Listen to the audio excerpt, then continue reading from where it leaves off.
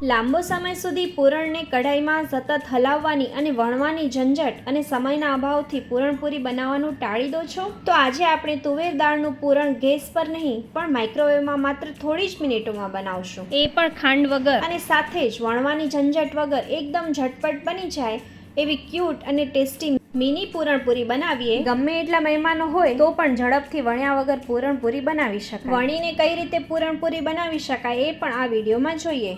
Perfect માપ સાથે કઈ રીતે દાળ બાફવી, માઇક્રોવેવમાં કેટલા સમય માટે પૂરણ બનાવવું, બધું એક જ વિડીયોમાં. અહીં 1 કપ તુવેરની દાળ લીધી છે, જેને સારી રીતે ધોઈ અને ઓછામાં ઓછી અડધી કલાક માટે પલાળી લઈએ. દાળ અહીં સારી રીતે પલળેલી હશે તો જ સારી રીતે બફાશે. દાળને ઓછા પાણી સાથે બાફવી એ જ અહીં પૂરણપૂરી માટેનું મેઇન સ્ટેપ છે. દાળને અડધી કલાક માટે પલાળી લઈએ. અડધી કલાક પછી દાળ સારી રીતે પલળી ગઈ છે. દાળ પલળી ગયા પછી કુકરમાં ટ્રાન્સફર કરીએ. જેટલી દાળ લીધી છે એટલું જ પાણી લેશું, એટલે કે 1 કપ પાણી ઉમેરીએ. અહીં જો વધારે પાણી લેશું તો પૂરણ પાણી થઈ જશે, માટે પાણી પૂરતું જ રાખીએ અને કુકરમાં 4 સીટી થવા દઈએ. 4 સીટી પછી જોઈએ તો દાળ એકદમ જ ચડી ગઈ છે, સારી રીતે બફાઈ ગઈ છે. હવે જો વધારે પાણી રહી ગયું હોય તો નિતારી લેવું. મેશર અથવા તો ચમચાની મદદથી સારી રીતે મેશ કરી લઈએ અને મિક્સ કરી લઈએ. દાળ એકદમ જ ગળી ગઈ છે અને હવે માઇક્રોવેવ સેફ બાઉલમાં ટ્રાન્સફર કરી લઈએ. અહીં ખાંડને બદલે ગોળનો ઉપયોગ કર્યો છે. 1 કપ દાળ લીધી હતી એટલે આપણે 1 કપ ગોળ ઝીણો સમારી અને એડ કરશું. વધારે સ્વીટ ટેસ્ટ માટે થોડો ગોળ વધારે નાખી શકાય. દાળ ગરમ છે એટલે ગોળને એડ કરશું તો સારી રીતે મિક્સ થઈ જશે.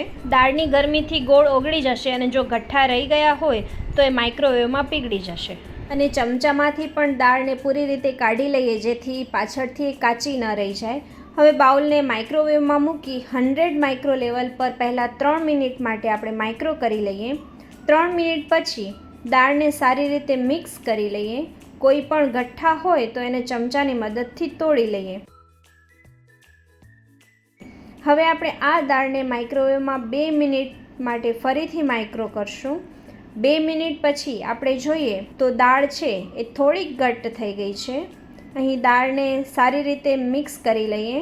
હજી કોઈ ગઠ્ઠા દેખાતા હોય તો થોડી વાર સુધી સારી રીતે મિક્સ કરીએ એટલે બધા જ લમ્સ નીકળી જશે. ફરીથી આ મિક્સચરને આપણે 1 મિનિટ માટે માઇક્રો કરશું. છેલ્લા સમય માટે માઇક્રો જ્યારે કરતા હોઈએ ત્યારે ખૂબ જ ધ્યાન રાખવાનું કે પૂરણ છે વધારે પડતું ઘાટું ન થઈ જાય, કેમ કે માઇક્રોવેવ કર્યા પછી જ્યારે ઠંડુ થશે ત્યારે થોડુંક વધારે ઘાટું થશે. એટલે છેલ્લા સમય માટે 1 મિનિટ માટે માઇક્રો કરશું. અને જો પૂરણ વધારે કડક થઈ જાય તો 1-2 ચમચી ગરમ દૂધ ઉમેરી સોફ્ટ કરી શકાય.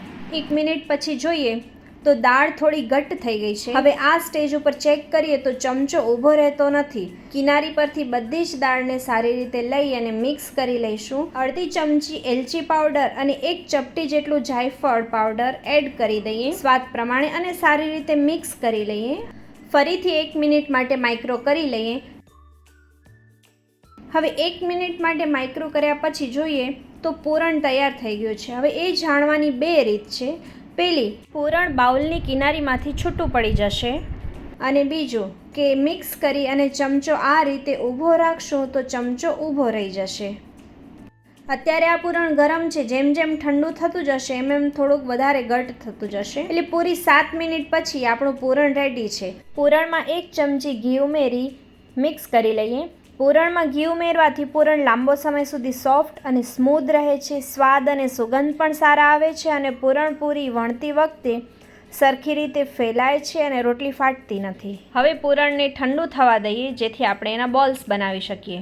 તો કઢાઈમાં સતત હલાવવાની ઝંઝટ વગર માઇક્રોવેવમાં સારી રીતે પૂરણ આપણું તૈયાર થઈ ગયું છે. પૂરણ ઓછું હોય તો માઇક્રોવેવમાં લાગતો સમય ઘટી જશે અને જો પૂરણ વધારે હોય તો થોડોક વધારે સમય રાખી શકાય. હવે પૂરણપૂરી માટે લોટ બાંધી લઈએ. જેમાં ઘઉંનો લોટ મેં 1.5 કપ જેટલો લીધો છે અને 2 થી 3 ચમચી જેટલું તેલ એડ કર્યું છે. અહીં મોણ વધારે હશે તો રોટલી સોફ્ટ બનશે.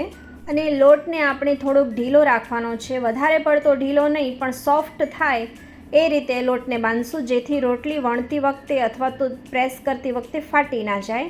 લોટ બાંધી લીધા પછી તેલ લગાવી 15 મિનિટ સુધી મૂકી રાખીએ. અને સાથે સાથે પૂરણને 1 થી 2 વાર મિક્સ કરી લઈએ જેથી ગઠ્ઠા ન પડે અને સ્મૂથ ટેક્સચર જળવાઈ રહે, અને ફેલાવી દઈએ એટલે પૂરણ ઝડપથી ઠંડુ થઈ જાય.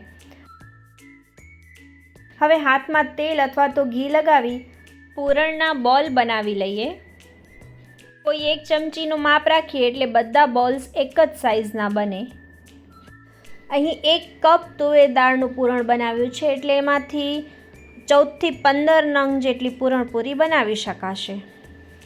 હવે લોટને 15 મિનિટ પછી સારી રીતે મસળી અને તેલવાળા હાથથી જ મુઠ્ઠીમાં આવે એ સાઇઝના લોયા લઈ અને આ રીતે કિનારીમાં પ્રેસ કરતા જશું એટલે મોટી થેપલી બની જશે, અને વચ્ચે બોલ મૂકી કિનારીને ખેંચતા જશું એટલે પરફેક્ટ ગોળ બની જશે.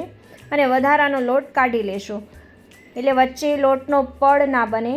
હવે મિની પૂરણપૂરી બનાવવા માટે થોડો લોટ લગાવી અને કોઈ પણ ડીશની મદદથી આ રીતે થોડું જેન્ટલી પ્રેસ કરશો એટલે તરત જ પ્રેસ થઈ જશે અને જે સાઇઝની જોઈતી હોય એ સાઇઝની બનાવી શકાય. આ રીતે બધી પૂરી ઝડપથી બનાવી પણ શકાશે. તવીને ગરમ કરી અને પૂરણપૂરી શેકી લઈએ. મીડિયમથી હાઈ ફ્લેમ રાખવી, લો ફ્લેમ પર પૂરણપૂરી કડક થઈ જશે. એક તવી પર 3 પૂરણપૂરી ઇઝીલી શેકી શકશું. પૂરણપૂરીને 2 થી 3 વાર ફેરવીને રોટલી શેકતા હોય એ રીતે જ શેકી લેશું એટલે પૂરણપૂરી તૈયાર થઈ જશે. અને છેલ્લે ઘી લગાવી દઈએ એટલે આપણી પૂરણપૂરી તૈયાર છે. તો વણવાની ઝંઝટ વગર આ રીતે પૂરણપૂરી ઝડપથી બની જશે. એમાં વચ્ચે પૂરણ થોડુંક વધારે હશે એટલે ખાવામાં પણ મજા આવશે અને લાંબો સમય સુધી સોફ્ટ પણ રહેશે. વણીને બનાવેલી પૂરણપૂરીમાં એ જ રીતે થોડા મોટા લોયા લેવાના છે અને પૂરણ થોડુંક વધારે લઈએ. બોલ બનાવી અને હળવા હાથે વણી લઈએ. પૂરણપૂરી વણતી વખતે બંને સાઈડ વણવી જેથી પૂરણપૂરી વણતી વખતે ફાટી ન જાય, નહીં તો ઉપરનું પડ પતલું અને નીચેનું પડ જાડું થશે તો ખાવામાં મજા નહીં આવે. અને વણતી વખતે વધારાનો લોટ હોય તો આપણે આ રીતે કાઢી લઈશું. પૂરણપૂરી વણાઈ જાય એટલે તવી ગરમ કરી રોટલી શેકીએ એ જ રીતે પૂરણપૂરીને શેકી લઈએ. તો આ રીતે બંને રીતે પૂરણપૂરી સરળતાથી ઘરે બનાવી શકાય છે, જેને દાળ કે શાક સાથે એન્જોય કરીએ. માઇક્રોવેવમાં મિનિટોમાં તૈયાર થઈ જાય એવી આપણી ટેસ્ટી પૂરણપૂરી તૈયાર છે. તમને પ્રેસ કરેલી મિની પૂરણપૂરી વધારે ગમી કે વણેલી ટ્રેડિશનલ પૂરણપૂરી? કમેન્ટમાં ચોક્કસથી કહેજો. જો આ સિમ્પલ ટ્રીક ગમી હોય તો વિડીયોને લાઇક, શેર અને સબસ્ક્રાઈબ જરૂરથી કરજો. આવી જ નવી રેસિપી જોવા માટે ચેનલને સબસ્ક્રાઈબ કરવાનું ભૂલતા નહીં. Thank you.